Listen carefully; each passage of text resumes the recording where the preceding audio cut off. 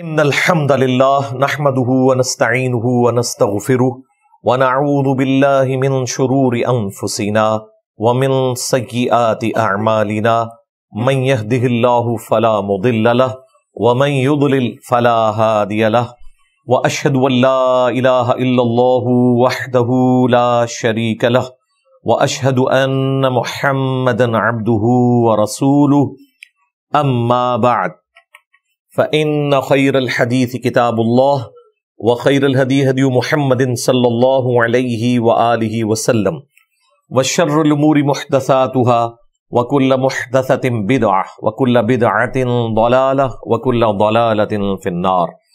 أعوذ بالله السميع العليم من الشيطان الرجيم من همزه ونفخه ونفثه. بسم الله الرحمن الرحيم.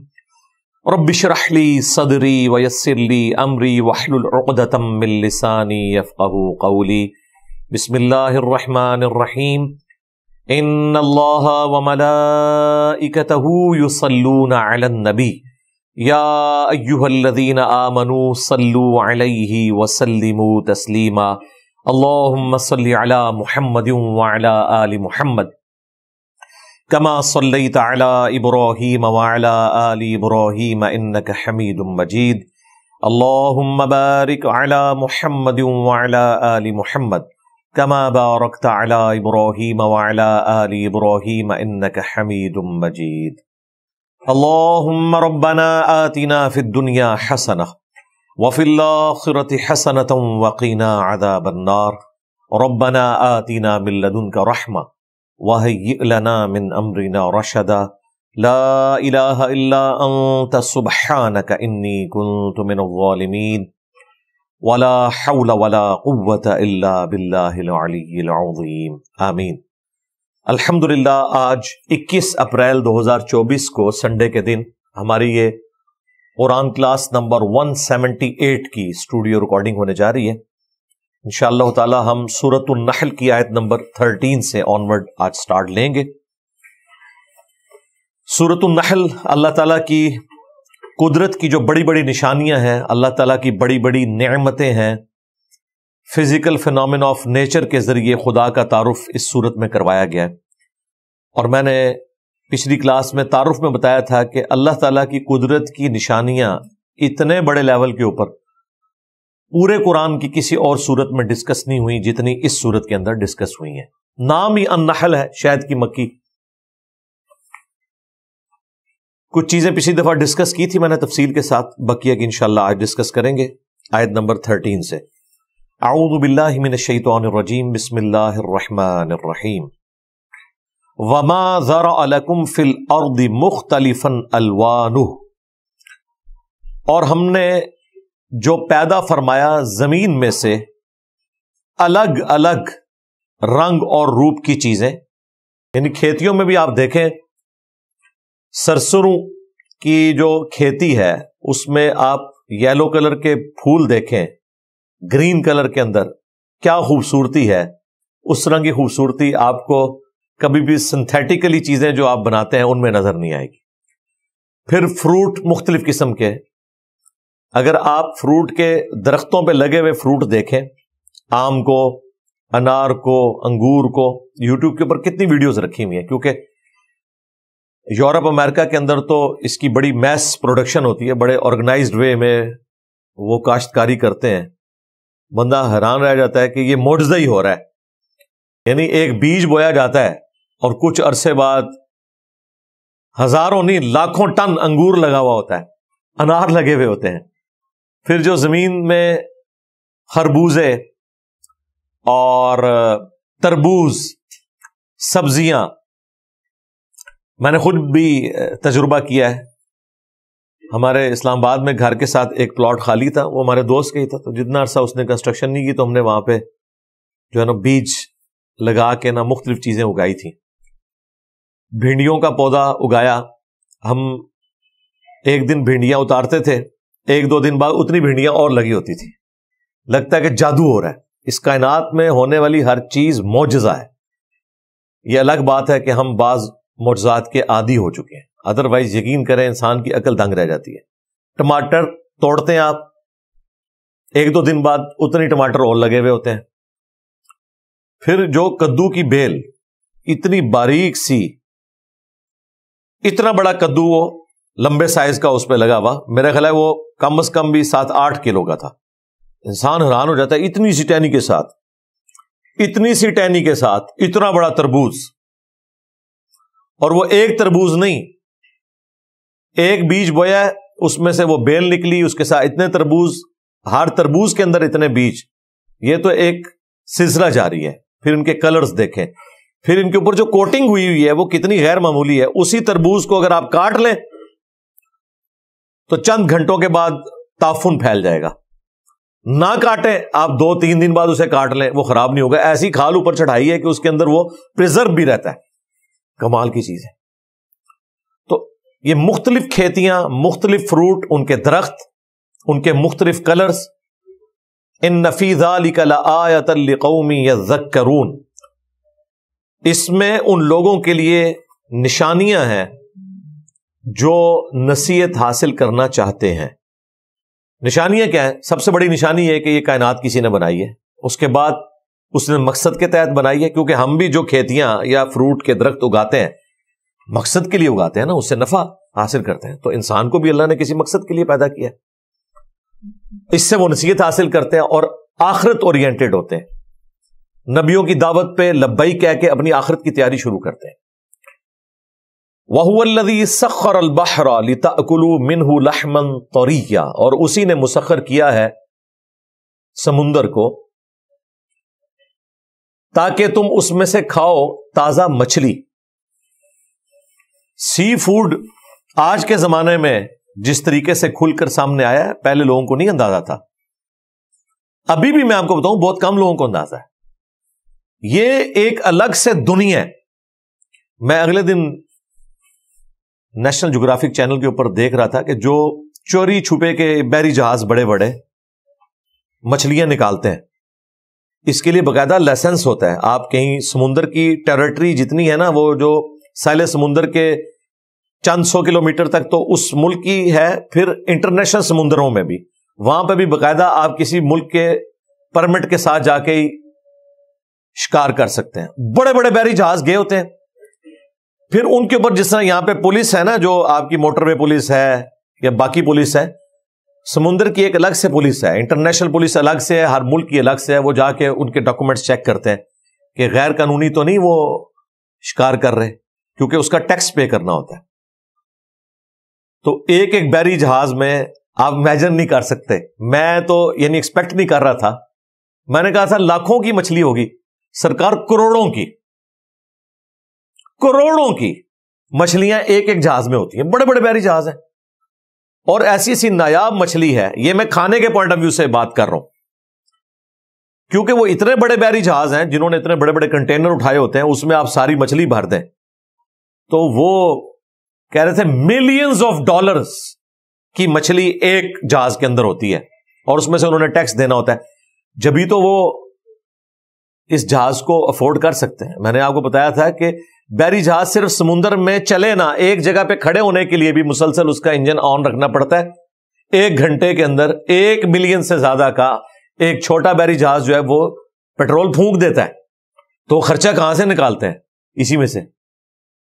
اب تو سائنٹسٹ ہمیں بتا رہے ہیں کہ سمندر کے اندر اتنی مچھلیاں موجود ہیں کہ آئندہ 1000 سال تک جتنی انسانیت ہے نا، یہ زمین سے کچھ بھی نہ اگائے، سمندر کے اوپر ہی زندہ رہ سکتی ہے.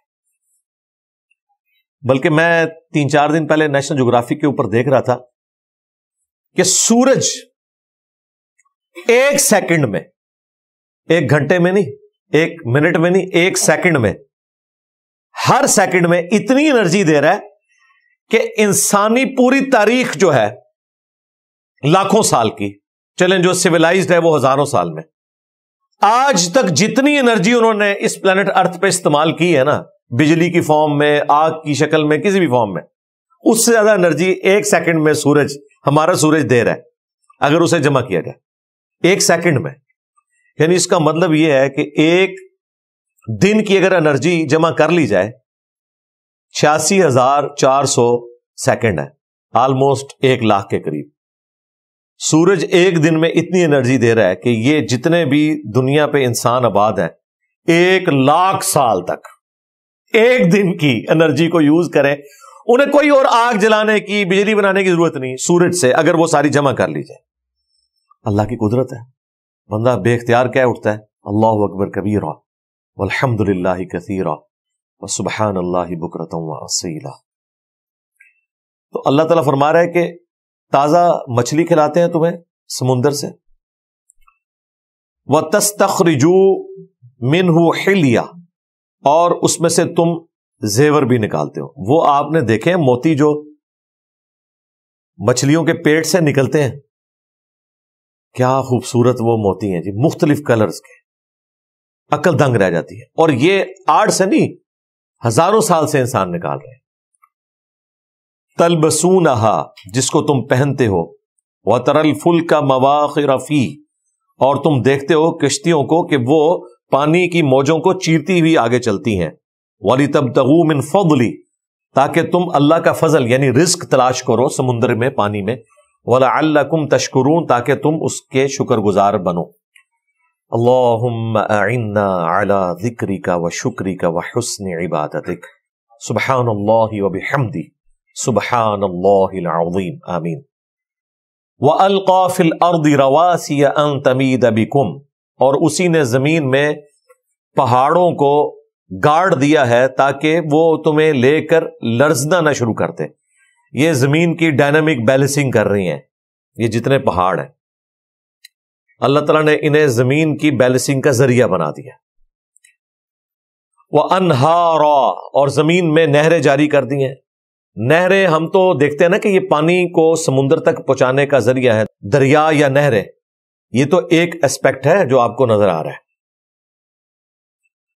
جو دوسرا اسپیکٹ ہے وہ آپ سوچ بھی نہیں سکتے کتنا قیمتی ہے، جو اس کے ذریعے تجارت ہوتی ہے. سڑک یا ریلوے لائن بچھانے کے لیے تو آپ کو خرچہ چاہیے، لیکن اگر دریا بہتے ہوں، جس طرح امریکہ کو نیچرلی سینٹر میں سے ایک دریا گزر رہا ہے، امریکہ کی وہ سڑکیں بند بھی ہو جائیں وہ پوری تجارت اس دریا کے تھرو کر سکتے ہیں. اور دریا اگر گہرا ہے، جس طرح نہر سوئس انہوں نے اسپیشل بنائی ہے، میڈیٹرینین سی کو نیچے جوڑا ہے، 30% تجارت ہو رہی ہے اس سے. گہرا ہو تو ہزاروں نہیں سر لاکھوں ٹن وزن آپ بحری جہاز میں لوڈ کر سکتے ہیں. دنیا کی کوئی ٹرین، کوئی سڑک اتنا وزن اٹھا ہی نہیں سکتی. اس کا 100واں حصہ بھی نہیں اٹھا سکتی، بیٹھ جائے گی. پانی کی یہ جو طاقت ہے نا کہ وہ لاکھوں ٹن وزن کو سپورٹ کر سکتا ہے. اس بحری راستے کے ایکویلنٹ نہ تو کوئی ریلوے لائن بچھائی جا سکتی ہے نہ کوئی سڑک.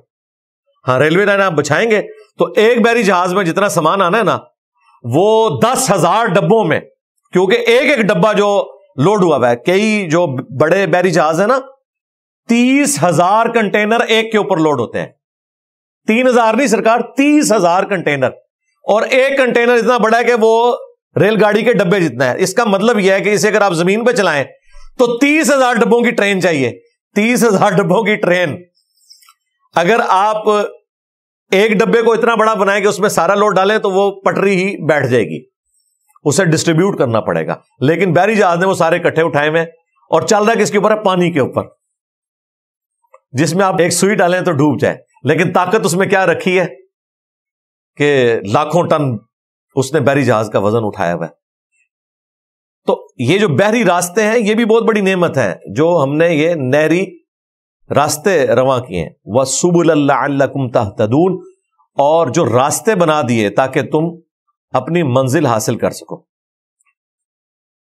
یہ جو دریا یا نہریں پہاڑوں سے سمندر تک آتی ہیں نا، یہ بھی انسان کو گائیڈ کرتی ہیں کہ یہ شارٹیسٹ ڈسٹینس یہ بن سکتا ہے جانے کا. اس لیے آپ عموماً دیکھتے ہیں دریاؤں کے کنارے، نہروں کے کنارے سڑکیں بنائی جاتی ہیں.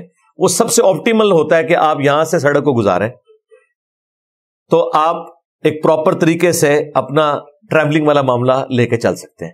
تو یہ نیچرل راستے ہیں. پھر آپ دیکھیں پہاڑوں میں بھی جو پانی بارش یا گلیشیئرز کی وجہ سے آتا ہے وہ بھی ایک راستہ اس میں بنا دیتا ہے. نیچرل راستے کئی ایک پہاڑ سے نیچے آنے کے ہوتے ہیں، پھر لوگ انہی راستوں کے ذریعے اس میں چلتے ہیں اور آہستہ آہستہ وہ راستے پرماننٹ ہو جاتے ہیں. یہ نیچرل اللہ نے سلسلہ رکھا ہے. یہ جو آپ دیکھ رہے ہیں پچھلے ویک دبئی سارے کا سارا ڈوب گیا، اور لوگ اسے کسی اور چیز سے لیٹ کر رہے ہیں، اس کی روحانی کوئی ریزن تلاش کر رہے ہیں، وہ آپ ضرور کریں، لیکن اس کی نیچرل ریزن یہ ہے کہ بھائی اس کی ڈیزائننگ میں فالٹ ہے، اور دنیا میں کلائمیٹ چینج ہو گیا ہے.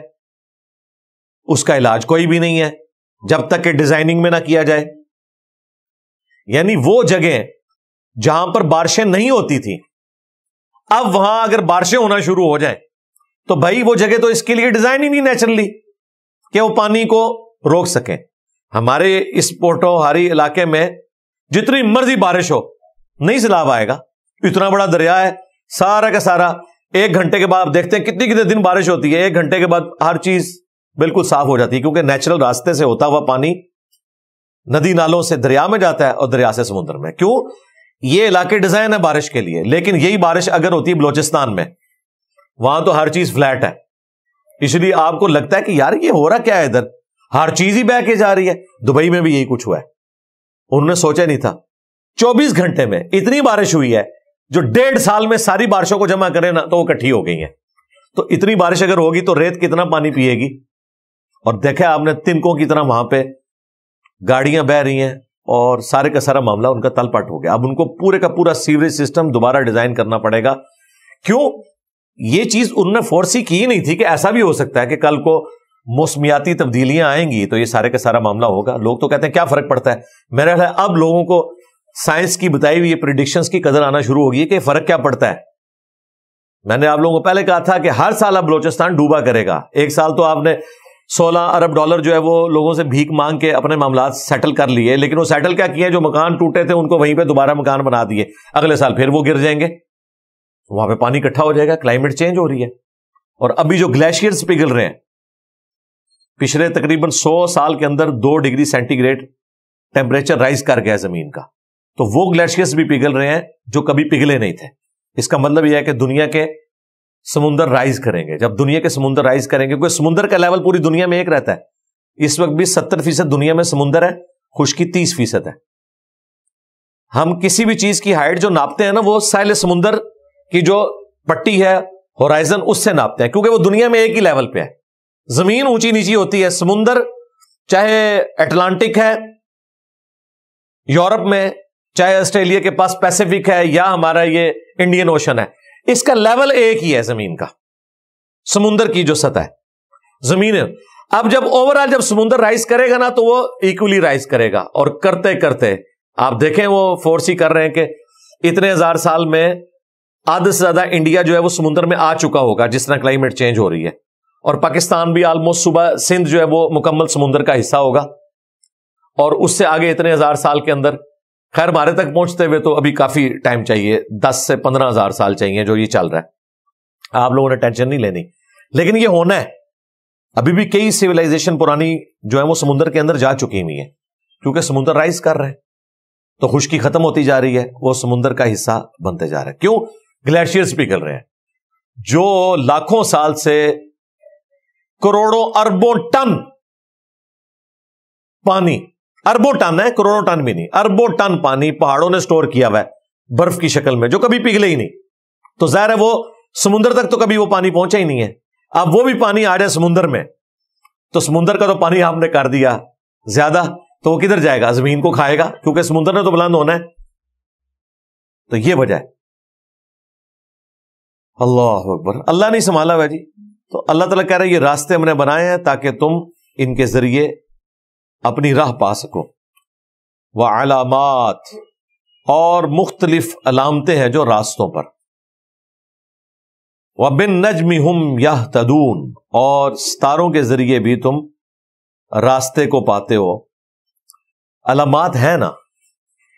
اور ستاروں کا تو میں نے پچھلی دفعہ بتایا تھا، نارتھ سٹار کو آپ لوکیٹ کر لیں تو آپ چاہے سمندر میں ہو، چاہے ریگستان میں ہو، آپ کے پاس چاہے وہ میگنیٹک فیلڈ کو ڈیٹیکٹ کرنے والا کمپاس بھی موجود نہ ہو، آپ بتا سکتے ہیں کہ کس طرف مشرق ہے کس طرف مغرب ہے، اور یوں سفر طے کر سکتے ہیں. اور علامات بھی اللہ تعالیٰ نے رکھ دی ہیں. آپ دیکھیں ہر علاقے کے اندر کوئی نہ کوئی علامتیں موجود ہیں پہاڑوں کی شکل میں، جو لاکھوں سال سے وہ پہاڑ وہیں پر ہیں، ان کے ذریعے ہمیں چیزوں کا آئیڈیا ہو جاتا ہے۔ جو کنٹینیو سفر کرنے والے لوگ ہیں نا، انہیں ان چیزوں کا آئیڈیا ہوتا ہے کہ یہ علامات کتنی نعمتیں ہیں، جو نیچرل علامات ہیں۔ کئی تو جو ہیں وہ ہم نے خود بھی بنا لی ہیں نا، مختلف جگہ پہ سائن بورڈ لگا دیے، مائل سٹون لگائے ہوئے ہیں، اتنے کلومیٹر دور ہے۔ جب آپ ٹریول کرتے ہیں جی ٹی روڈ کے اوپر موٹر وے پہ تو لکھا آتا ہے کہ جی اسلام آباد اتنی دور رہ گیا، لاہور اتنی دور رہ گیا۔ یہ علامات ہیں، یہ انسان کی بنائی ہوئی ہیں۔ ایک نیچرل علامات بھی ہیں کہ فلاں جو بڑا پہاڑ جب نظر آئے گا اس کے بعد اتنی دیر کے بعد فلاں سٹی آ جائے گا۔ میں نے تو یہ ساری نشانیاں رکھی ہوتی تھی، میرا تو روٹ تھا اسلام آباد سے جیلم کا، تو مجھے اندازہ ہو جاتا تھا اچھا اب یہ فلاں پہاڑی سلسلہ شروع ہو گیا، اب یہ ٹرکی کی پہاڑیاں آ رہی ہیں، اب اس کے بعد 40 منٹ لگیں گے جی جیلم شہر تک، اب یہ فلاں جگہ آ گیا، تو وہ اپنی نشانیاں رکھی، اس کے بعد یوں لگتا ہے، اتنا ٹائم لگتا ہے، اتنا ٹائم لگتا ہے۔ گھڑی دیکھنے کی ضرورت ہی نہیں ہے، وہ اندازہ ہوتا ہے اتنا ٹائم لگے گا۔ تو اللہ تعالیٰ نے نیچرل نشانیاں رکھی ہوئی ہیں۔ اس طرح کی نشانیاں سمندر کے اندر بھی موجود ہیں، اور ستاروں کی شکل میں بھی ہیں، جزیروں کی شکل میں بھی ہیں، بڑے بڑے درختوں کی شکل میں بھی ہیں۔ گاؤں ایریا میں جو لوگ کنٹینیو سفر کرنے والے ہیں، انہوں نے بھی نشانی رکھی ہوتی ہے کہ فلاں جو بڑا درخت ہے نا، اس کے بعد اتنے میل آگے فلاں گاؤں آ جاتا ہے، وہ نشانی ہے۔ یہ نیچرل اللہ تعالیٰ نے رکھی ہوئی ہیں۔ پھر جو پانی کے راستے ہیں، جو ندیاں آپ عبور کرتے ہیں، جس طرح ہم بھی یہاں جیلم سے گاؤں ایریا میں جب جاتے ہیں، اب تو پل بن گیا نا، تو پتہ ہوتا ہے کہ جی فلاں گاؤں میں جا کے وہ برساتی نالے والی جگہ آئے گی، اس کو کراس کریں گے تو اتنی دیر آ گیا۔ تو جب یہاں سے جو لوگ کنٹینیو سفر کرتے ہیں، جب وہ اس پل پہ پہنچتے ہیں، ان کو تسلی ہو جاتی ہے کہ ہاں اتنا سفر رہ گیا۔ جس طرح جب کوئی لاہور سے جیلم آ رہا ہوتا ہے، تو جس طرح دریائے جیلم کا پل شروع ہوتا ہے، چلے پیچھے چناب کا پل آتا ہے، ایک مائل سٹون ہے، وہ کہتا ہے اچھا اب اتنا فاصلہ رہ گیا۔ پھر جیلم کا پل آتا ہے، جی اب اتنا فاصلہ رہ گیا۔ یہ سارے علامات ہیں۔ قدرت نے بھی علامات رکھی ہوئی ہیں، پہاڑوں کی شکل میں، درختوں کی شکل میں، زمینی کتوں کی شکل میں، اور ستاروں کی شکل میں، تو بہت کچھ ہے۔ تم اس سے ہدایت پاتے ہو۔ افمن یخلق کمن لا یخلق، اللہ اکبر۔ جس نے سب کچھ پیدا فرمایا ہے، یعنی اللہ، اس کی مانند ہو سکتا ہے جس نے کچھ بھی پیدا نہیں کیا؟ یعنی اللہ تعالیٰ فرما رہا ہے کہ ان ساری چیزوں کا خالق میں ہوں، اور مخلوق کیا میری مانند ہو سکتی ہے یا میں اپنی مخلوق کی مانند ہو سکتا ہوں؟ فرق ہے۔ پیدا کرنے والا اور پیدا ہوا یہ برابر نہیں ہو سکتے۔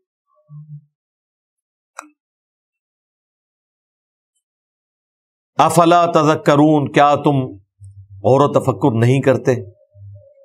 وَإِن تَعُدُّوا نِعْمَةَ اللَّهِ، اور اگر تم اللہ کی نعمتوں کو گننا شروع کر دو، لا تحصوها، کبھی بھی انہیں شمار نہیں کر سکتے۔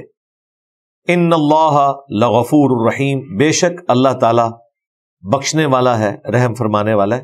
برداشت کر رہے، اپنے دشمنوں کو بھی رزق دے رہے، رحم فرما رہے، آخرت میں پکڑے گا۔ نعمتیں تم شمار نہیں کر سکتے۔ سورۃ الکہف کے اینڈ پہ اللہ تعالیٰ نے اگر سارے سمندر سیاہی بن جائیں اور اللہ کے کلمات کو لکھنا شروع کریں، اور اتنے سمندر اور ہوں، سیاہی ختم ہو جائے گی۔ اللہ تعالیٰ کے کلمات، جو کلمات کن ہے، جن کے ذریعے اللہ تعالیٰ نے تخلیق کی ہے، وہ کلمات ختم نہیں ہوں گے۔ سمندر سیاہی بن جائیں تو وہ ختم ہو جائیں گے۔ آج جس طرح ہمیں ان چیزوں کا اندازہ ہے، پہلے تو میں سوچتا تھا کہ یہ کس طریقے سے کیلکولیشن لوگوں نے کی ہیں۔ یعنی ہم جب کالج میں پڑھتے تھے تو اس وقت کی سائنس، یعنی آلموسٹ 8 سے 30 سال پہلے، اس وقت سائنس ہمیں بتاتی تھی کہ پوری دنیا کے سمندروں کے کناروں پر جو ریت کے ذرے ہیں نا، یہ کم ہے، اور پلینٹس اس سے زیادہ ہیں۔ یہ بندے کی عقل نہیں مانتی۔ ایک مٹھی اگر آپ کے پاس ریت ہو نا، اور آپ اس کا ہر ذرہ گننا شروع کریں، آپ کا کیلکولیٹر فیل ہو جائے گا۔ اور ساحل سمندر پوری دنیا کے ہزاروں کلومیٹر نہیں ہے، لاکھوں کلومیٹر بھی نہیں ہے، کروڑوں کلومیٹرز پہ ہے۔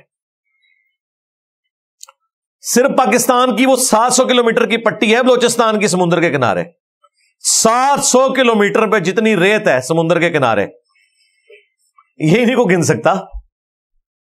1 کلومیٹر کی ریت نہیں گنی جا سکتی۔ اور سائنٹسٹ بڑے کانفیڈنس سے آپ کو یہ بتا رہے ہیں کہ جو پلانٹس ہیں نا وہ اس سے زیادہ ہیں. یار وہ اللہ کیا ہے, کیا اس کی قدرت ہے کہ ریت کے ذروں سے زیادہ اس نے ستارے اور سیارے بنا دیے ہوئے. اور یہ وہ چیزیں جنہوں نے کیلکولیٹ کی ہیں. وہ ناسا کیلکولیشن کرتا ہے نا کہ اتنے جنک میں اتنی کہکشائیں ہیں, ایک کہکشاں کے اندر اتنے, جس طرح آلموسٹ 250 ارب گلیکسیز ہیں جو دریافت ہوئی ہیں. ہر گلیکسی کے اندر 300 ارب کے قریب سورج ہیں. ہر سورج کے اپنے پلانٹ ہیں اور یہ ساری چیزیں, یہ کیلکولیشن اس طرح کی ہے. یہ تو وہ چیزیں ہیں جو یعنی انہوں نے بہت پہلے دریافت کی تھی, اب تو پتہ نہیں کہاں تک حالت پہنچ چکی ہے. اور وہ کیلکولیشن کر کے نا, تو یقین کریں اب میرے لیے اس چیز کو سمجھنا آسان ہے. عقیدہ تو ہمارا بالغیب ہے, لیکن سمجھنا آسان ہو گیا ہے کہ جو نبی علیہ السلام نے جنتیوں کی جنت میں مراتب کو ذکر کیا ہے کہ ایک تسبیح کے فرق والا معاملہ بھی اس طرح ہوگا جیسے دوسرا شخص ستارے پہ ہے اور یہ زمین پہ ہے. اتنا زمین و آسمان کا فرق ہوگا اور اتنی بڑی بڑی جنت دی جائے گی. سب سے آخری جو جنتی ہے جو جہنم سے نکال کے اینڈ پہ جنت میں جائے گا, اپنا لاکھوں سال کا عذاب بھگت کے, اسے بھی پلانٹ ارتھ سے 10 گنا بڑی جنت دی جائے گی. 10 پلانٹ اسے ملنے ہیں. اور باقی جو اللہ کے نیک بندے ہیں ان کی تو آپ سوچ بھی نہیں سکتے. تو اب واقعی اس وقت جو کچھ دریافت ہو چکا ہے, اگر یہی کچھ جنت کی شکل میں بھی ملنا ہے نا, تو لوگ کم ہیں, اللہ کی بنائی ہوئی مخلوقات زیادہ ہیں جو بانٹنے والی چیز ہے. اور جنت تو ابھی کسی نے دیکھی نہیں. اور یہ سب کچھ ہم پہلے آسمان کے نیچے بات کر رہے ہیں. ہاں جی, دوسرے آسمان کی نہیں بات ہو رہی. جو ہم نے آسمان دیکھا ہے اس کے نیچے جو کچھ ہے یہ ہم اس کی بات کر رہے ہیں. تو یہ اللہ کی مخلوقات ہے ساری. تم اللہ کی نعمتوں کو شمار کرنا چاہو تو نہیں کر سکتے, بے شک وہ بخشنے والا مہربان ہے. واللہ یعلم ما تسرون وما تعلنون, اور اللہ تعالیٰ جانتا ہے جو تم چھپاتے ہو اور جو تم ظاہر کرتے ہو. والذین یدعون من دون اللہ, اور وہ ہستیاں جن کو تم اللہ کے سوا پکارتے ہو, لا یخلقون شیئا وہم یخلقون, وہ تو کوئی چیز پیدا کر ہی نہیں سکتی. الٹا یہ ہے کہ وہ خود پیدا کی گئی ہیں. اور پیدا کن کی ہوئی ہیں؟ ہماری پیدا کی ہوئی چیزیں انسانوں نے بنائی ہیں. یہ بت انسانوں نے تراشے. اموات غیر احیاء, یہ تو مردہ ہیں, ان میں زندگی کوئی نہیں. انہوں نے کوئی زندہ چیز کیا پیدا کرنی ہے؟ بت تو خود مردہ ہیں, وہ زندہ چیز کہاں سے پیدا کریں گے؟ تعویل خاص کے اعتبار سے تو ظاہر ہے یہ مکی صورتوں میں مشرکین عرب کو ایڈریس کیا جا رہا ہے, لیکن یہ آیات جنرائز ہیں کہ جو خود پیدا ہوا ہے وہ پیدا نہیں کر سکتا, چاہے وہ بت ہو چاہے وہ انسان ہو. ہاں, معجزے کے طور پر کسی پیغمبر کو معجزہ دیا گیا, جس طرح عیسیٰ ابن مریم کے بارے میں کہ وہ مٹی کی مورت میں پھونک مارتے تھے, وہ پرندہ بن جاتی تھی اللہ کے اذن سے. یہ ان کے ساتھ خاص ہے معجزہ. یہ آگے کوئی ٹریول نہیں کیا, ورنہ اگر اس طریقے سے ایکسٹرا پولیٹ آپ معاملے کو کرنا شروع کر دیں تو پھر عیسیٰ ابن مریم تو بغیر باپ کے پیدا ہوئے ہیں. کون سا بزرگ ہے جو دعویٰ کرتا ہے میرا باپ ہی کوئی نہیں ہے؟ آئے ذرا سامنے غوث قطب ابدال. تو اس کا مطلب آپ کو پتا ہے کیا ہے؟ کہ جس کا باپ نہ مل رہا ہو, کہ نہیں باپ تو ہے, پتہ نہیں ہے کون ہے. تو اس طرح نہیں ہوتا کہ ایک معجزہ ہے تو آگے وہ ٹریول کرنا شروع کر دے گا. وہ جس کی خصوصیت ہے وہ اس کے لیے. اموات غیر احیاء, یہ تو خود مردہ ہیں, زندگی ان کے اندر موجود نہیں ہے. وما یشعرون ایان یبعثون, اور ان کو تو خود بھی نہیں پتا کہ انہیں کب اٹھایا جائے گا. اب یہ جو پورشن ہے نا اس کا, کہ انہیں خود نہیں پتا کہ انہیں مرنے کے بعد دوبارہ زندہ کب کیا جائے گا, تو یہ بالکل کلیئر کٹ اشارہ ہے کہ اب یہ بتوں کی بات نہیں ہو رہی, بلکہ ان ہستیوں کی بات ہو رہی ہے جن کے بت بنا لیے گئے تھے. کیونکہ بتوں میں تو زندگی ہے ہی نہیں ہے, انہیں کیوں دوبارہ زندہ کیا جانا ہے. یہ ضرور ہے سورۃ الانبیاء میں کہ جو لوگ بت پرستی کرتے ہیں ان کے بتوں کو بھی جہنم میں ڈال دیا جائے گا. دوزخ کا ایندھن آدمی اور پتھر ہے, سورۃ البقرہ میں آیا, تاکہ ان کی حضرت میں اضافہ ہو. لیکن ظاہر یہ بت ہستیوں کے نام پر تھے. 5 بزرگ ہستیاں تھیں قوم نوح نے, ان کے نام کے اوپر بت بنائے ہوئے تھے, جو سورہ نوح میں آتا ہے. اور بخاری میں تفصیل ہے کہ وہ اللہ کے نیک بندے تھے.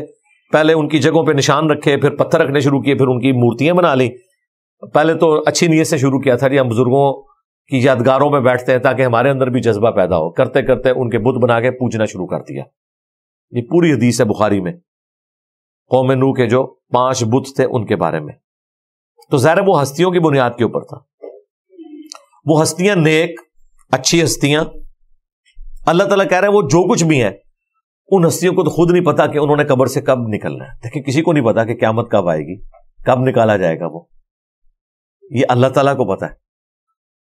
اور پھر سورۃ الاحقاف میں باقی صورتوں میں اللہ نے فرمایا کہ قیامت کے دن یہ ہستیاں خود ان لوگوں کی دشمن بن جائیں گی اور کہیں گی ہمیں تو پتہ ہی نہیں تھا کہ ہمیں لوگ مشکل کشا بنائے بیٹھے ہوئے تھے، ہماری عبادت کرتے تھے.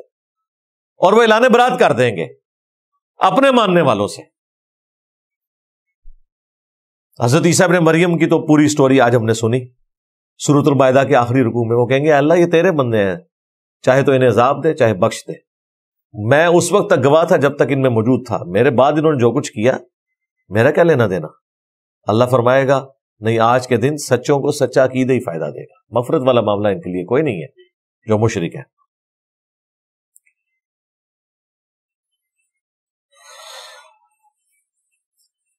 الہکم الہ واحد، تمہارا الہ معبود تو ایک اکیلا ہے.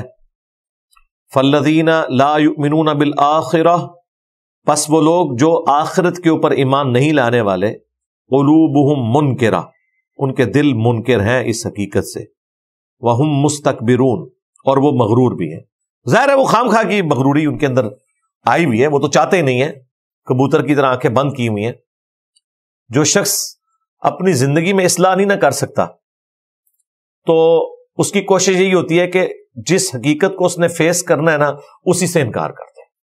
ہمارے استاد ڈاکٹر سراج صاحب کہتے ہیں کہ میرے قریبی جو سٹوڈنٹس تھے جنہوں نے ان کی تنظیم جوائن بھی کی ہوئی تھی، کہہ رہے ہیں وہ سالہ سال سے جمعے کا خطبہ سنتے تھے. ہر دوسرے تیسرے جمعے میں سود کا ذکر ہو جاتا تھا اور سارے وہ تھے جو سودی کاروبار کرتے تھے. یہ انہوں نے ویڈیو میں سنایا ہوا ہے، کئی دفعہ سنا ہے. کہتے ہیں ایک دفعہ تو وہ اکٹھے ہو گیا آگے کہ جی آپ ہمارے اوپر ہی ویڈیو ریکارڈ کرا دیتے ہیں. اس طرف نہیں ان کا دماغ جا رہا کہ بھئی ہم وہ کام چھوڑ دیں. دوسرا ڈاکٹر صاحب کو مینشن تو نہیں کرتے تھے کہ یہ سود کھانے والے بیٹھے ہوئے، تو وہ ان کے نفس کا گلٹ وہ انہیں ملامت کرتا تھا. تو ان کا ڈاکٹر صاحب آپ نے تو باز کوئی نہیں آنا، تو ہمیں آپ اجازت دیں کہ ہم جمعہ آپ کے پیچھے نہ پڑا کریں. وہ کہتے ہیں جمعہ پڑھنا چھوڑ کے کہ ہر جمعے ہمیں یہ سننا پڑے گا کہ سود حرام ہے، سود حرام ہے، سود حرام ہے. تو ٹھیک ہے، ہم اس حقیقت کو فیس تو نہیں کر سکتے نا، تو بہتر یہ کہ اس حقیقت سے آنکھیں بند کر لیں. یعنی اگر کوئی کبوتر بلی کو غائب نہیں کر سکتا تو آنکھیں بند کر لے. آنکھیں بند کرنے سے وہ بلی اسے چھوڑے گی تو نہیں، وہ تو اس کی گردن مروڑ دے گی. تو بجائے اصلاح کے انسان آنکھیں بند کر لے. تو ایسے لوگ پھر اپنے آپ کو دھوکہ دیتے ہیں، پھر تکبر میں مبتلا ہو جاتے ہیں، حقیقت کے انکاری ہو جاتے ہیں. لا جرم، اس میں کوئی شک نہیں ہے، ان اللہ یعلم ما یسرون وما یعلنون، کہ بے شک اللہ تعالی جانتا ہے جو کچھ یہ چھپاتے ہیں جو کچھ یہ ظاہر کرتے ہیں. انہ لا یحب المستکبرین، بے شک وہ تو پسند ہی نہیں فرماتا تکبر کرنے والوں کو. وہ تو بخاری میں حدیث ہے، تکبر میری چادر ہے، جو میری چادر کھینچے گا میں اسے نہیں چھوڑوں گا. آج بھی آپ دیکھیں قبائلی سسٹم کے اندر وہ بڑے بڑے جو قبیلے کے سردار اور خان لوگ ہوتے ہیں نا، انہوں نے کندھے پہ ایک چادر رکھی ہوتی ہے ایسے، وہ پٹکا ان کی عزت ہوتا ہے، وہ سوچ ہی نہیں سکتا کہ اس کا پٹکا پکڑ کے کوئی کھینچے. تو یہ مثال کے طور پہ یہ بات بتائے گی. اس طرح لوگ پگڑی باندھتے تھے کہ یہ میری چادر ہے. اللہ تعالیٰ فرمایا تکبر میری چادر ہے، یعنی یہ صرف اللہ ہی کو شائع ہے کہ وہ تکبر کرے، اور تو کوئی تکبر کر ہی نہیں سکتا نا کہ میں بڑی چیز ہوں. سب کی سب ہستیاں، چاہے وہ فرشتے ہوں، پیغمبر ہوں، جنات ہوں، انسان ہوں، وہ ادھار کی زندگی گزار رہے ہیں، ادھار کی ان کی نعمتیں. وہ خواہ پرماننٹلی اللہ تعالیٰ کسی کو دے بھی دے تب بھی ہے تو مستعار نہ، ذاتی تو کچھ بھی نہیں، سب کچھ اللہ کا دیا ہوا ہے. جب اللہ کا دیا ہوا ہے تو پھر تکبر نہیں انسان کر سکتا.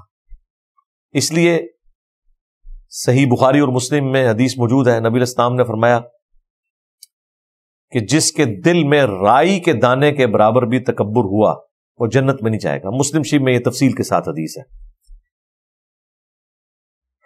صحابہ کرام نے عرض کیا یا رسول اللہ، بعض اوقات ہماری خواہش ہوتی ہے کہ ہمارے کپڑے اچھے ہوں، جوتیاں اچھی ہوں, ہم ذرا بن ٹھن کے رہتے ہیں, تو کیا یہ تکبر ہے؟ ظاہر ہے اس میں بھی ایک سمیل تو ہوتی ہے نا کہ باقیوں سے ممتاز نظر آنا.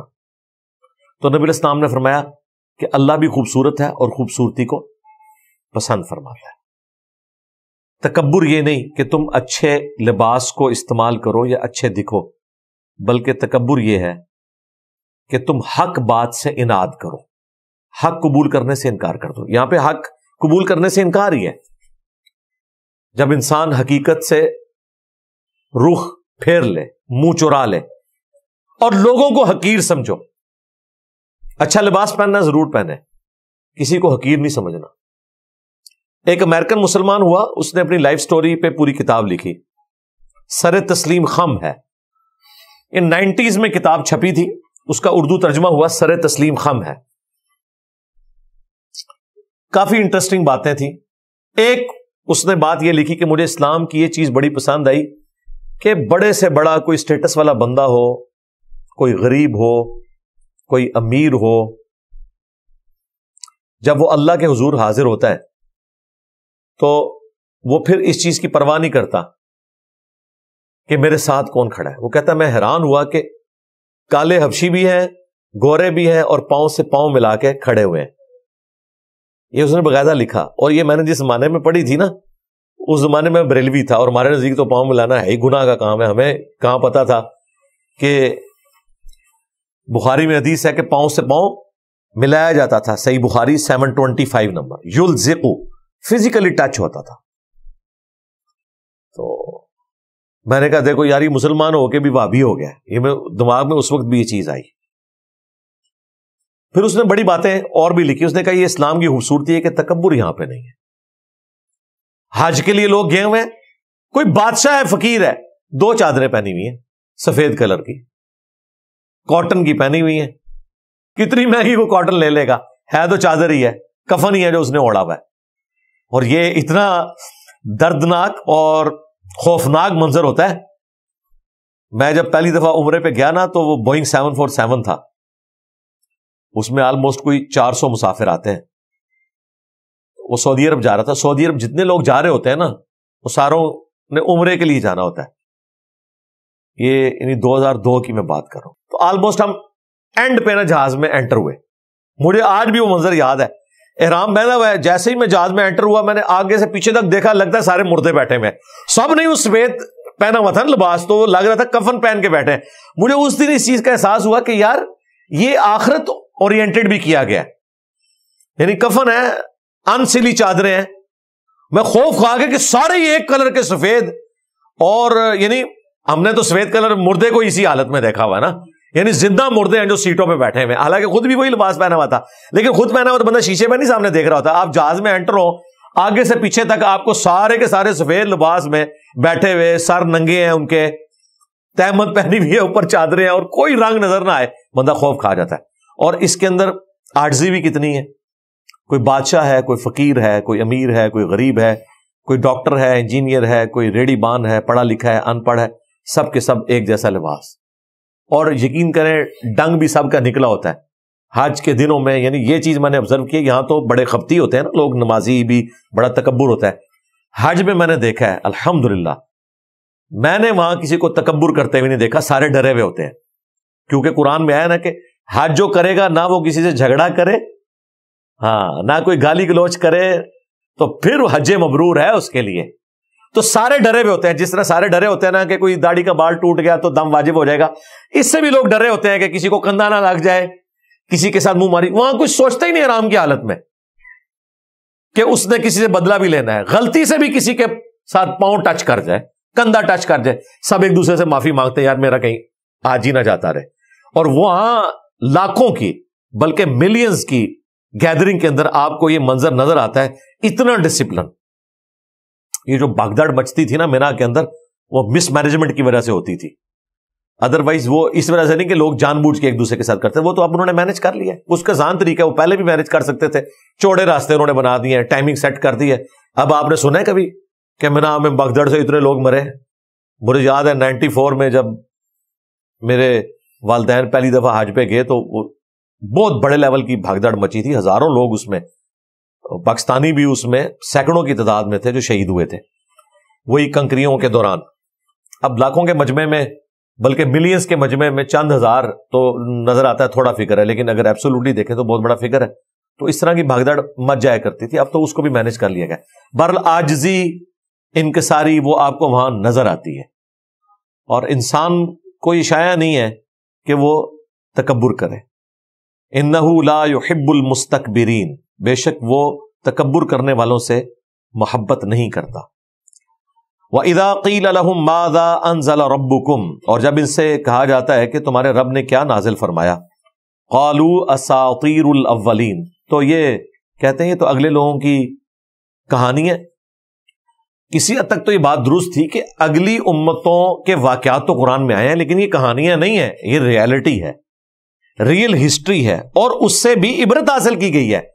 سٹوری کے طور پر نہیں ہے جو آپ فلم کی ایک سٹوری سنتے ہیں یا فلم کو دیکھتے ہیں تھیوریٹیکل نہیں, کہ حقیقتاً ہے. اور پھر پیغمبروں کی قوموں پر جو عذاب آئے وہ حقیقت میں آئے, اس تکلیف کو کوئی امیجن کر سکتا ہے؟ آج بھی آپ دیکھیں وہ اٹلی کا ایک شہر ہے جس پہ آتش فشاں پھٹا تھا, لوگ گھر میں بیٹھے ہیں وہیں بیٹھے رہ گئے ہیں, پتھر بن گئے ہیں. کوئی باہر نکلے ہوئے تھے وہیں ان کے اوپر لاوا گرا, ان کے وہ سارے کے سارے جسم اسی طریقے سے سٹور ہوئے ہیں. ابھی بھی لوگ وہاں پہ جا کے اس چیز کو آبزرو کرتے ہیں. تو لیکن جس تکلیف سے وہ اس وقت گزرے وہ کوئی امیجن نہیں کر سکتا. ہیروشیما اور ناگاساکی کے اوپر جب ایٹم بم گرائے گئے ہیں,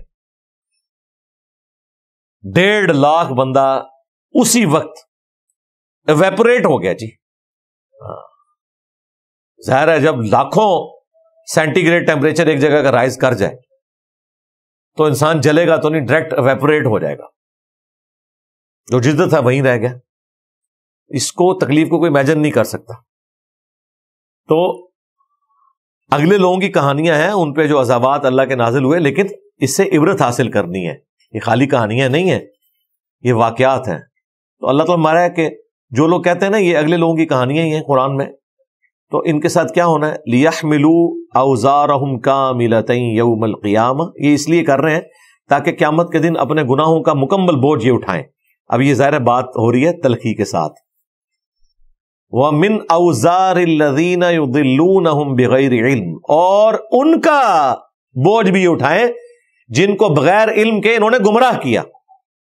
الا ساء ما یزرون, آگاہ ہو جاؤ کیا ہی برا بوجھ ہے جو یہ اٹھا رہے ہیں. یعنی اپنا بوجھ بھی اٹھائیں گے اور ان کا بھی جن کو انہوں نے گمراہ کیا. اس سے کوئی یہ نہ سمجھے کہ جن کو انہوں نے گمراہ کیا تو وہ اللہ تعالیٰ ان کو جنت میں بھیج دے گا, خیر ہے. نہیں, یہاں تو اس چیز کو انٹینڈڈ چھوڑا گیا. وہ دوسری جگہ پہ اللہ تعالیٰ نے سورۃ الاعراف میں, سورۃ الاحزاب میں فرمایا کہ جب کبھی کسی امت کو, کسی قبیلے کو, قوم کو جہنم میں پھینکا جائے گا تو وہ کہے گا اللہ ہمارے بزرگوں کو دگنا عذاب دے کہ جن کی وجہ سے ہم گمراہ ہوئے. اللہ تعالیٰ فرمائے گا سب کے لیے دگنا ہے, بے فکر رہو, سب کے لیے دگنا ہے, کیونکہ تم بھی تو اپنے آنے والوں کے لیے گمراہی کے پیشوا بنے ہو نا, تمہارے لیے بھی دگنا ہے. اور سورۃ الاحزاب میں تو آتا ہے وہ کہیں گے اے اللہ ان پہ لعنت بھیج ہمارے بزرگوں کے اوپر جن کی وجہ سے ہم گمراہ ہوئے.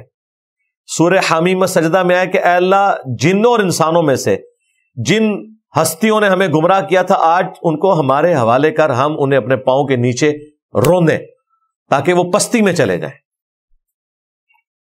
تو جہنم میں تو جائیں گے اپنی جگہ, بزرگوں سے وہاں پہ ملاقات کریں گے. ہاں بالکل, یہ نہیں ہے کہ بزرگ خالی جائیں گے اور ماننے والے نہیں جائیں گے اور وہ کہیں گے جی ہمارے بزرگوں نے وزن اٹھا لیا. وہ مسلم شریف میں حدیث ہے نا, جس نے برائی کو جاری کیا, بخاری میں بھی یہ حدیث موجود ہے, جتنے لوگ اس برائی کے راستے پہ چلتے ہیں ان سب کا وبال جاری کرنے والے پر ہے, اور ان لوگوں کے وبال میں بھی کمی نہیں ہوگی. اور جنہوں نے اچھائی کے راستے کو جاری کیا سب کا ثواب جاری کرنے والے کو ملے گا اور ان کے اپنے ثواب میں بھی کمی نہیں ہوگی. بخاری مسلم میں حدیث ہے کہ جب بھی کوئی انسان دوسرے انسان کو ناحق قتل کرتا ہے نا, تو پہلا جو آدم کا بیٹا تھا نا قابیل, جس نے حابیل کو قتل کیا, اسے بھی عذاب ہوتا ہے, وہ اس بدعت کا بانی ہے. لیکن جو یہ قاتل ہے اس کے بھی عذاب میں کمی نہیں ہے, اسے بھی دنیا میں شریعت کے قانون کے تحت قتل کیا جائے گا, پھانسی چڑھایا جائے گا یا بلڈ منی اسے دینی پڑے گی, اور اگر توبہ نہ کی تو آخرت کا عذاب بھی باقی ہے، والعیاذ باللہ تعالی۔ تو اس طرح کی آیات سے، احادیث سے کوئی یہ نہ سمجھے کہ بزرگوں نے سارا لوڈ اٹھا لینا ہے ہماری برائی کا۔ اچھا، قرآن میں جو ذکر ہے نا ہمیشہ بزرگوں کا اسی حوالے سے ہوا ہے کہ وہ ان کے بوجھ بھی ان کو اٹھانے پڑیں گے، اس حوالے سے نہیں ہوا کہ ان کو ساتھ لے کے جنت میں چلے جائیں گے۔ جہنم میں جانے کا تو ذکر موجود ہے، جنت میں جانے کا نہیں ہے کہ اس طریقے سے لے جائیں۔ ہاں یہ ضرور ہے سورہ الزمر میں کہ لوگ گروہ در گروہ جنت میں داخل ہوں گے، یہ ضرور آیا۔ ظاہر ہے انبیاء کرام کی امتیں اپنے پیغمبروں کے ساتھ گروہ در گروہ جنت میں داخل ہوں گی، اور ان کے پیٹرن پہ بعد میں بھی جتنے لوگ لیڈرشپ پہ رہے ہیں، جنہوں نے نبیوں کی دعوت کو آگے پہنچایا ہے، خود انہوں نے خدائی کلیم نہیں کی، اپنی عبادت نہیں کروائی، اپنے سامنے سجدے نہیں کروائے، اپنے آپ کو منی گاڈ ڈکلیئر نہیں کیا، بلکہ خدا کے عاجز بندے بن کے رہے، تو ظاہر ہے وہ جو لیڈرز ہیں ان کے ساتھ ان کے لوگ تو جائیں گے، اس میں کوئی شک نہیں ہے۔ قد مکر الذین من قبلہم، بے شک ان سے پہلے لوگوں نے بھی اس قسم کا مکر کیا، چالیں چلیں۔ فأتی اللہ بنیانہم من القواعد، تو اللہ تعالیٰ نے ان کی عمارتوں کو بنیادوں سے اکھاڑ دیا۔ فخر علیہم السقف، اور ان پر گر پڑی چھت، من فوقہم اوپر سے، واتاہم العذاب من حیث لا یشعرون، اور ان پر عذاب وہاں سے آ گیا جہاں انہوں نے گمان بھی نہیں کیا تھا۔ قوم لوط نے گمان بھی کیا تھا ایک آتش فشاں پھٹے گا اور اس میں سے اتنے پتھر نکلیں گے کہ ہر انسان کے نام کا ایک پتھر ہوگا جو اسی کو آگے لگے گا۔ دیکھ لیں اللہ تعالیٰ کی طرف سے عذاب آ گیا۔ اللہ تبارک و تعالیٰ جب عذاب بھیجتا ہے تو اس کو کوئی ٹال نہیں سکتا۔ ثم یوم القیامت یخزیہم، اور پھر قیامت والے دن ان کو ذلیل و خوار تو ہونا پڑے گا۔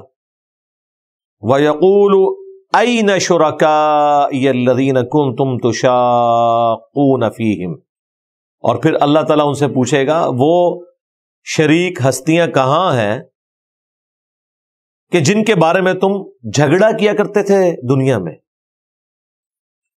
یہ جھگڑا کس سے کرتے تھے؟ ظاہر اہل ایمان سے کرتے تھے۔ جب اہل ایمان ان کو سمجھاتے تھے کہ ایک خدا کی بادشاہت ہے قیامت کے دن، اسی کی پرستش کرو، کسی ہستی نے اس کے مقابلے پہ کام نہیں آنا، تو یہ لوگ اپنی ہستیوں کی بنیاد پہ لڑا کرتے تھے۔ جب کوئی پیغمبر آیا ہے ان کے مقابلے پہ جو سردار کھڑے ہوئے ہیں انہوں نے کیا کہا؟ ہم نے تو اپنے آباء و اجداد کو اس پہ پایا، ہم اپنے آباء و اجداد کو چھوڑ کر تمہارے پیچھے چل پڑے، ہم ان بتوں کو چھوڑ دیں، اتنی بزرگ ہستیاں تھیں۔ تو اللہ تعالیٰ پوچھے گا وہ ہستیاں کدھر گئیں جن کی وجہ سے لڑا کرتے تھے اہل ایمان کے ساتھ؟ وہ ساری کی ساری گئیں۔ قال الذین اوتوا العلم، اور جو اہل علم ہیں وہ پھر قیامت والے دن اب ان کا موقع ہے بولنے کا۔ دنیا میں تو بےچارے مظلوم تھے نا، طاقت تو تھی ان ظالموں کے ہاتھ میں، اب اہل ایمان کو اللہ تعالیٰ جب عزت دے گا قیامت کے دن، اہل علم کہیں گے ان الخزي اليوم والسوء على الكافرین، بے شک آج کے دن رسوائی اور بربادی ہے کافروں کے لیے۔ جیسے یہ کافرین کا لفظ آتا ہے نا، مسلمان خوش ہو جاتے ہیں، شکر ہے اسی کوئی نہیں، اے کافروں کی گل ہو رہی ہے جی، تہاڈی بھی گل ہو رہی ہے، تسی بھی کافر ہو، کلمہ گو کافر۔ بے نمازی اللہ کے شناختی کارڈ کی روح سے کافر ہی ہے، صرف اللہ کو مانے ہوئے، اللہ کی نہیں مان رہا۔ کفر عربی زبان میں کہتے ہیں ناشکری کو، انکار کرنے کو۔ کفر مسلمان بھی کر سکتا ہے، نان مسلم بھی کر سکتا ہے، جسے فٹ اسے گفٹ۔ الذین تتوفاہم الملائکہ، یہ وہ لوگ ہیں کہ جب فرشتے ان کی روح کو قبض کریں گے، ظالمی انفسہم، اس حال میں کہ وہ گناہوں میں ڈوبے ہوئے اپنے جانوں پر ظلم کر رہے ہیں، فالقوا السلم، تب وہ سر تسلیم خم کر رہے ہوں گے۔ ساری اکڑ اس وقت تک ہے جب تک کہ نزع کا عالم طاری نہ ہو جائے۔ جیسے ہی موت کا وقت آئے گا نا، سر تسلیم خم کر دیں گے اور ساتھ ہی کہیں گے ما کننا نعمل من سوء، ہم نے تو کبھی کوئی برائی کا کام دنیا میں نہیں کیا۔ سورۃ الانعام میں بھی ہے نا، آخرت میں کہیں گے کہ اللہ ہم نے دنیا میں کبھی شرک کیا ہی نہیں تھا، یعنی کر کے بھی منکر ہو جائیں گے۔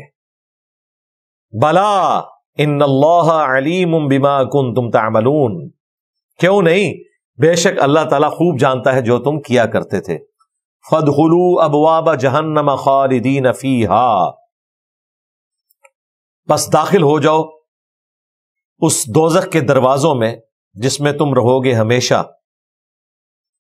فَلَبِئْسَ مَثْوَى الْمُتَكَبِّرِينَ، تو کیا ہی برا ٹھکانہ ہے غرور اور تکبر کرنے والوں کا.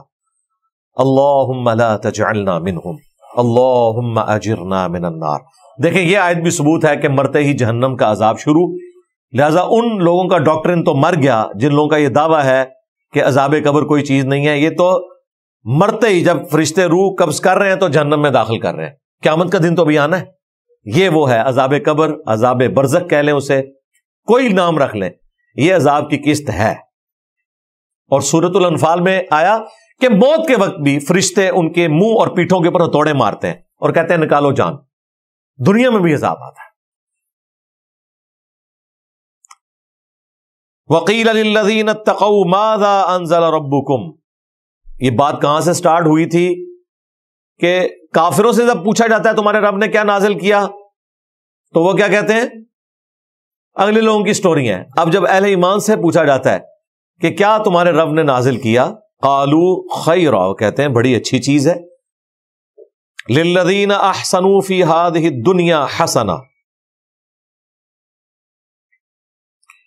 ان لوگوں کے لیے جنہوں نے اچھے کام کیے اس دنیا میں بھی بھلائیاں ہیں.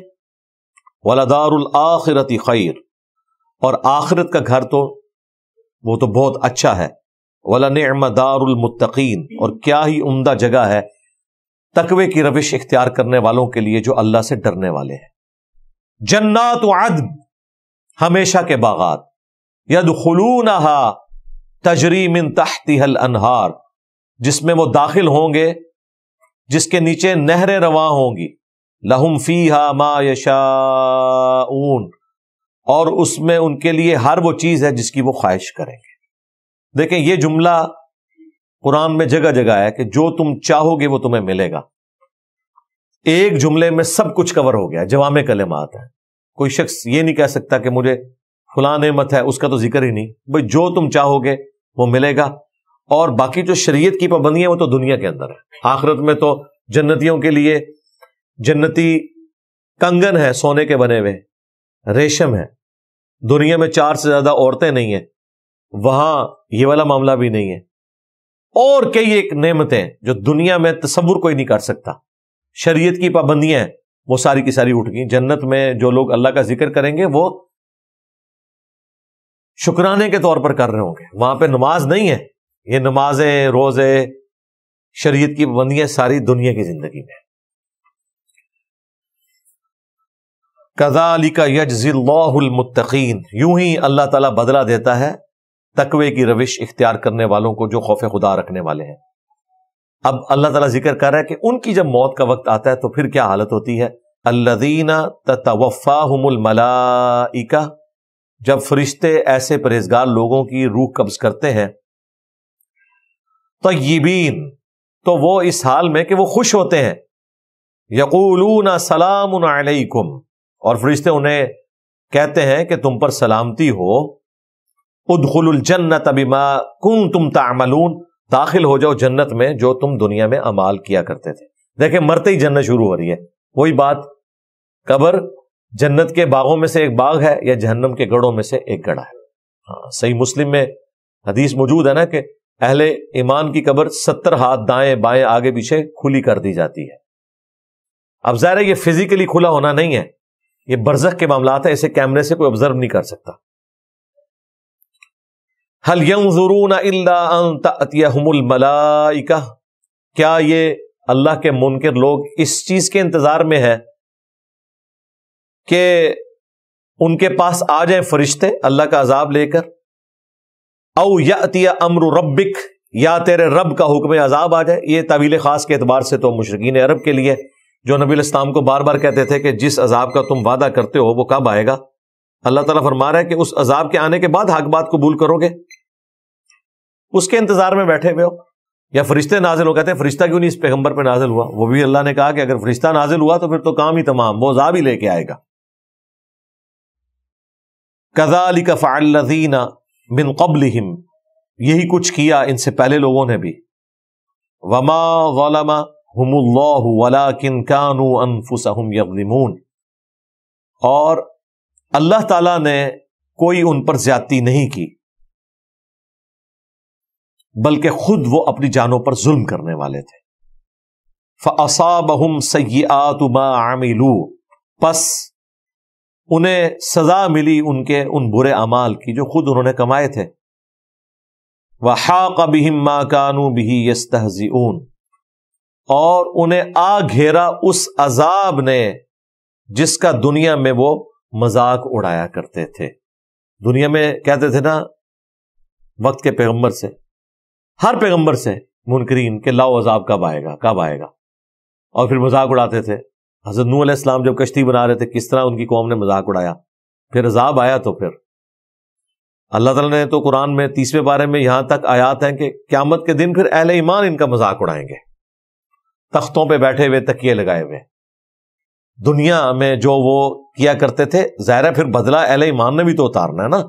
اللہ تعالیٰ تو انصاف فرمانے والا ہے.